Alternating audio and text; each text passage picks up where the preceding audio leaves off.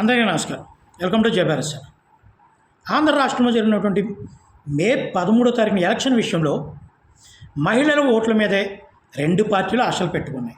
మహిళలు 2014 కంటే 2019 ఓటు శాతం పెరిగింది. 2019 కంటే 2024లో మరింత పెరిగింది మహిళల ఓటు బ్యాంక్. కాబట్టి మహిళలు మాకేశారని చెప్పుకోవడం జరుగుతుంది రెండు పార్టీలు కూడా. ఎందుకంటే ఇక్కడ చాలామంది పురుషులు ఈ పార్టీ బాగలేదు, ఈ పార్టీకి మేము ఓటేసాం, లేదా ఎన్డీఏకి ఓటేసాం, జగన్మోహన్ రెడ్డి విధానాలు బాగోలేదని కొంతమంది, లేదంటే జగన్మోహన్ రెడ్డి విధానాలు బాగున్నాయని కొంతమంది పురుషులు బయటికి చెప్పేస్తారు తప్ప మహిళలు వేసేటప్పుడు చెప్పేది ఒకటైనా వాళ్ళు వేసేది ఒకటి ఉంటుంది. వాళ్ళు చాలా గుర్తుగా వేస్తారు. కాబట్టి ఇప్పటికి కూడా చాలామంది వైసీపీని ఎక్కుతుందా ఎన్డీఏని ఎక్కుతుందా అని కన్ఫ్యూజన్లో ఉన్నారు. వైసీపీ వాళ్ళు ఏంటంటే మన పథకాలకు ఆకర్షితమై మహిళలు మనకి వేశారు అని అనుకుంటుంటే కాదు, మనం 3 సిలిండర్లు ఉచితంగా ఇస్తున్నాం, ఫ్రీ బస్ ఒకటి ఇస్తున్నాం, జగన్మోహన్ రెడ్డి కంటే పథకాలు పెంచాం కాబట్టి మనకేసారు మహిళలు అని చంద్రబాబు నాయుడు గారు ఎన్డీఏ కూటమి అనుకుంటారు. ఏదేమైనప్పటికీ మన రాష్ట్రంలో ఉన్నటువంటి 4 కోట్ల చిల్లర ఓటింగ్లో 1,98,00,000 మేల్ ఓటింగ్ ఉంటే 2,03,85,800 చిల్లర ఫీమేల్ ఓట్లు ఉన్నాయి. దీంట్లో 2019 కంటే కొంత పర్సెంట్ మహిళా ఓటు బ్యాంక్ పెరిగింది. తద్వారా మనం ఇచ్చిన పథకాల ద్వారానే మహిళా ఓటు బ్యాంక్ పెరిగింది.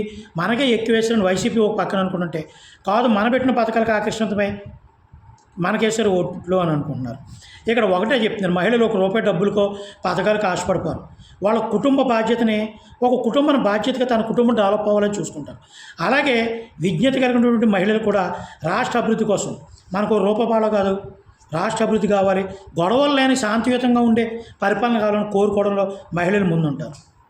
చూడండి, 2019లో పసుపు కుంకుమ ద్వారా మహిళలు ఎక్కువ మనకే ఓట్లు వేశారని టీడీపీ అనుకుంది, కానీ వాళ్ళు ఆపోజిట్లు వేశారు.